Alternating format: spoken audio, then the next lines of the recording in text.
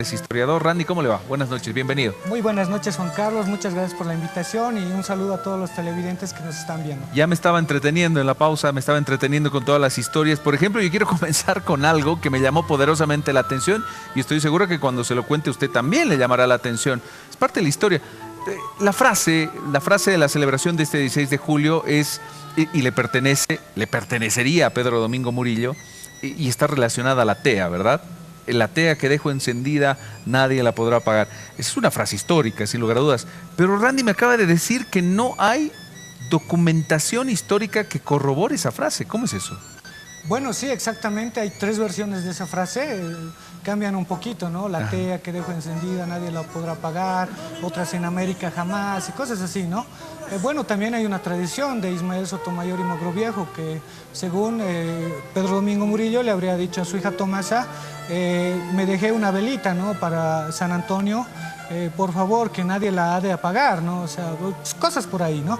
Pero en este sentido hemos buscado la frase hace muchos años, bueno, como historiador también, y no hemos encontrado respaldo o sustento histórico que demuestre que esa frase ha sido dicha por el personaje en esa época. Ajá. O sea, no hay documento antiguo, ¿no? Fuente primaria, como también la mencionamos, y en ese sentido más bien hemos encontrado obras teatrales donde realzan la figura de Murillo, y ahí aparece en una obra más o menos del 1840, dicha por una actuación, ¿no? Y después los autores posteriores no van a citar la fuente de donde están sustrayendo esta frase. O sea, ¿se sabe de dónde surgió la frase o no? No exactamente. A ciencia cierta, no se sabe. No se Documentalmente no se sabe. No se sabe y no hay el sustento. Bien, son parte de las cosas, la historia, sin lugar a dudas. Hay más de esto y Randy nos ha traído algunas imágenes de la época también. Obviamente la Paz de esa época, el cambio histórico, la modernidad, pero sin embargo esta ciudad sigue respirando cultura. Por ejemplo, a ver, comencemos con la Plaza Murillo. A ver, ¿qué nos puedes decir, Randy, de la Plaza Murillo, los monumentos, el monumento Murillo y todo eso? Bueno, primeramente la Plaza Murillo es un lugar muy importante en lo que va a ser la ejecución de los protomártires, ¿no? En 1810, el 29 de enero, van a ser ejecutados Murillos y sus compañeros, y en este sentido esa significación va a tener, ¿no? Importancia, han sido muertos ahí. Y de ahí en 1902 se le va a dar el nombre de Plaza Pedro Domingo Murillo, siendo el primer espacio que se va a nominar con ordenanza municipal. Y después, ya llegando el primer centenario de la Revolución, en 1907 ya se va a planificar la construcción de un monumento. Para ello se va a contratar al italiano que estaba trabajando en ese entonces en el Colegio Don Bosco, Ferruccio Cantella. Y de esta forma este italiano va a ir a hacer a Italia el monumento, va a enviar algunas propuestas acá, la van a modificar, el Consejo Departamental de La Paz la va a aprobar finalmente y se va a optar por un conjunto escultórico de 5 piezas, ¿no? Alegóricas las demás, y la principal va a ser la figura de Murillo. Estas piezas al llegar se van a hundir muchas cajas que van a ser las del mármol y se va a pensar que el monumento se ha hundido, y de esa forma va a surgir la tradición de que el monumento en realidad pertenecería a la imagen de un torero, ¿no? A la de Murillo. Alguien decía eso, Sí. pero esto no es cierto, ¿o sí? No, no es cierto. El 2013 va a llegar su nieto justamente de Cantele y él va a traer la maqueta original y los documentos que le va a donar al municipio, ¿no? Y el municipio los va a exponer actualmente en la casa museo de Pedro Domingo Murillo, ¿no? La que es conocida como si hubiera sido su casa, pero en realidad era la casa de José Ramón de Loaiza. ¿Cómo que la casa de Pedro Domingo Murillo no es su casa? Sí, mira, hay bien unos datos interesantes. En 1909 se le va a atribuir como la casa de Murillo por tradición oral. Ya. No se van a hacer las investigaciones específicas, ¿no? Pero más allá, ya en estos años se va a encontrar la documentación donde al reconstruirse la ciudad, se va a especificar en los documentos antiguos que la casa le pertenecía a José Ramón de Loaiza.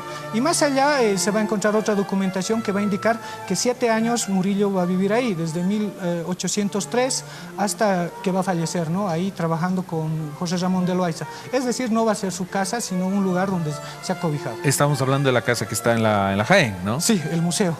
El museo. Bien, qué interesante, ¿verdad? Aparte de la historia, ¿qué nos puedes decir, Randy, de las urnas? Bueno, las urnas en 1939 se va a hacer una exhumación a un templo de la ciudad de La Paz y en este sentido se va a encontrar los restos de Sagárnaga y la de Murillo sin cabeza, como dicen los documentos antiguos, ¿no? Que se le ha cortado y se la ha colocado en una pica en el camino a Potosí. ¿Dónde es el camino a Potosí? Lo que es actualmente el Faro Murillo, ¿no? En el Alto. En ese sentido, va a ser en 1970 que recién se va a encontrar su cráneo y se lo va a sumar en el 2009 a la urna donde estaban sus otros restos, complementando su cuerpo entero, ¿no? Es así también que se va a mandar a fundir otras urnas y en este sentido se van a encontrar también los otros restos con las excavaciones que se van a hacer y se les van a ir colocando en las urnas, ¿no? Por ejemplo, la de Jaén simplemente va a estar encontrado su cráneo, es decir, no está su cuerpo, ¿no? Dentro de la urna. Dentro de la urna. ¿Son urnas de cobre?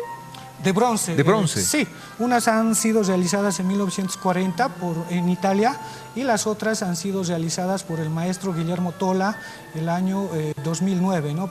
Justamente para los actos del Bicentenario. Bien, ¿hace cuánto tiempo tendrán estas urnas? Bueno, tenemos dos, la de Sagárnaga y la de Murillo, que van a ser realizadas en 1940 y las otras, las demás, ¿no? Que van a complementar un número de 10 que van a ser realizadas el 2009.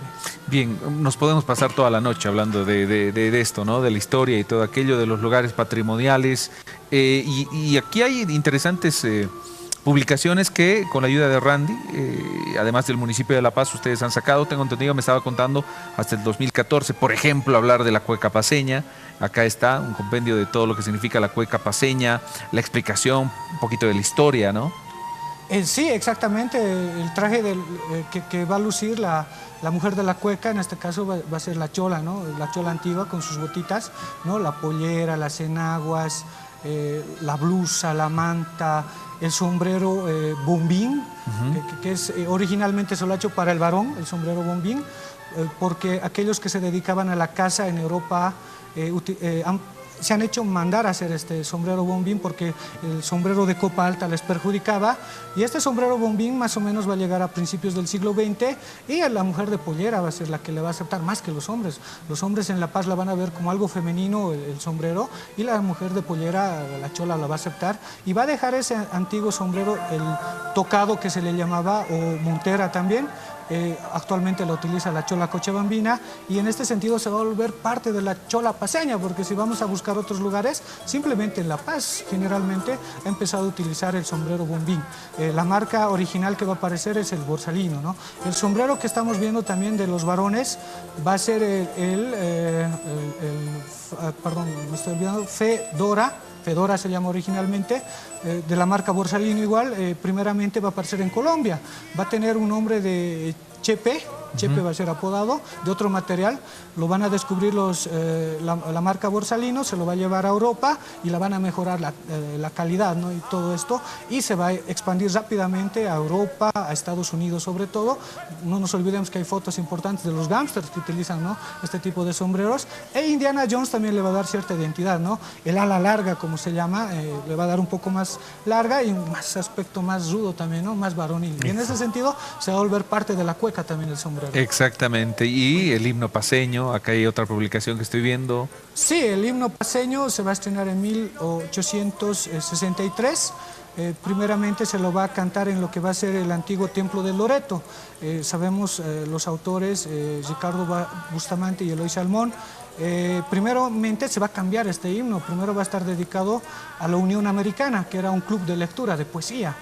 Y les va a gustar tanto a los que van a asistir a este evento, que van a pedir que sea el himno paceño. Su nombre original es himno paceño, no himno a la paz, porque muchos han colocado en el periódico, en el internet, himno a la paz, pero su nombre original es himno paceño. Himno paceño. ¿Y así se mantiene? Sí, es un nombre que le han dado sus autores. Es decir, lo correcto es decir himno paceño, no himno a la paz. No himno a la paz. Ah, muy bien, ahí está un poquito de la historia. Claro, si hablamos de la chola paceña también y lo que nos acaba de explicar al margen de la vestimenta, la historia y todo aquello, ¿no? Sí, sí, es algo muy importante saber eso. Bien, La Paz Revolucionaria, acá hay otra publicación, tenemos acá La Paz Colonial, un paseo por la historia de la ciudad. Es fantástico, de verdad. ¿Tú crees que hay, Randy, algún espacio en La Paz y qué destacarías que se mantiene como colonial, que se mantiene? La modernidad, mira que está avanzando, ¿no? Ahora hablamos de teleféricos, hablamos de Pumacataris, hablamos de viaductos, hablamos de puentes, hablamos de todo eso que es parte de la modernidad. Pero esos espacios siempre hay que mantenerlos, hay que tratar de mantenerlos, esos que son tan lindos y coloniales, ¿no? Sí, exactamente. El Gobierno Autónomo Municipal de La Paz, a través de su Dirección de Patrimonio, ha hecho un registro de todas estas casas coloniales y en ese sentido se han encontrado casas coloniales en el casco viejo y también se han encontrado casas alrededor de lo que va a ser la Plaza Alonso de Mendoza. Estos dos son los lugares principales, ¿no? Otro lugar donde va a tener en menos cantidad va a ser la zona de San Pedro también. Estos lugares son los más antiguos, ¿no? San Francisco también a su alrededor. Esto va a ser la parte antigua de la ciudad de La Paz, ¿no? Y la calle Jaén, por supuesto, tenemos muchas muchas casas que son del siglo XVIII, de principios y algunas de mediados. Se van a diferenciar estas casas coloniales por tener un patio central y dentro del patio central una fuente. Eso es lo que les va a caracterizar, ¿no? Como casas coloniales. Bien, y claro, si hablamos de La Paz no nos podemos olvidar de esto, que es la gastronomía paceña, que es otro punto de aparte, ¿no? Sí, es algo muy importante. Mira, se ha hecho un estudio de las comidas actuales y sobre todo buscando su origen, ¿no? En ese caso, los platos más antiguos, es decir, nativos, son el guayaque, que originalmente se le conocía como sopa de pescado, por los elementos que tiene, ¿no? El pescado, el carachi, que es el original, bueno, va a tener el chuño, luego la papa, ¿no? Entre otros ingredientes. Asimismo, otro original va a ser el ispi. El ispi, que es nativo igual de acá por sus elementos, el chuño. Guayaque, ispi. ¿Y dónde queda el plato paceño, Randy? Que tanto hablamos, dice, no, ¿qué plato te gusta de La Paz? Típico, el plato paceño, dice, ¿no? ¿De dónde sale esto? Bueno, el plato paceño va a surgir con lo que va a ser la sublevación de Túpac Katari. La ciudad de La Paz va a sufrir un cerco y en ese sentido se van a comer animales incluso en esa época, incluso petacas, cinturones, zapatos de cuero se van a ir comiendo. Y la cuestión es que después de ser liberada la ciudad de La Paz, se van a abastecer con productos de Río Abajo y Cochabamba. Y en este sentido se va a traer choclo, papa y queso, y haba, por supuesto, ¿no? Esos van a ser los principales elementos del plato paceño y más allá se va a adherir la chalona, ¿no? Que va a ser el asado y actualmente una chuleta, ¿no? Que ya ha cambiado totalmente y también por estas épocas va a surgir lo que va a ser el chairo. El chairo es lo mismo por estas épocas. Estos dos platos van a surgir ahí. Bien, ¿qué tal? ¿Qué tal? Espectacular, ¿no? La explicación, Randy sabe bastante, de verdad, y nos ha sacado de muchas dudas, nos ha enseñado también y nos ha abierto sobre todo el apetito, lo que nos has contado, querido Randy. Así es que te invito, por favor, si me acompañas, vamos un ratito al otro lado del escenario, porque mira, ya que estamos hablando de la gastronomía paceña, por favor, tenemos